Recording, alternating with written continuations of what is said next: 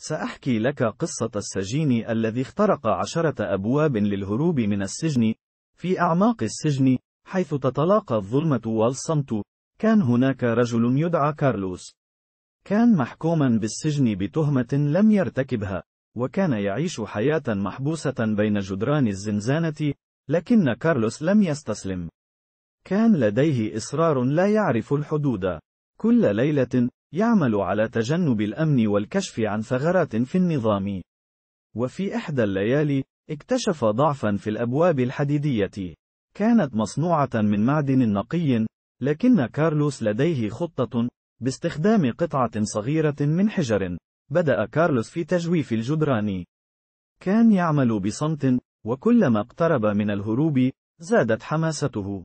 انتهى أخيرا من تجويف الجدران، وكانت الأبواب الحديدية 10 أمامه. باستخدام مهاراته المكتسبة من سنوات السجن، بدأ كارلوس في اختراق الأبواب. كان يعمل ليلا ونهارا، وكلما اقترب من الهروب، زادت قوته. انتهى أخيرا من اختراق الأبواب 10، وكانت الحرية تنتظره. في ليلة مظلمة، خرج كارلوس من السجن. كانت الرياح تعصف بشعره، والحرية تمتد أمامه. لم يكن هناك أحد يعلم بمغامرته، ولكنه أصبح أسطورة في عالم السجون.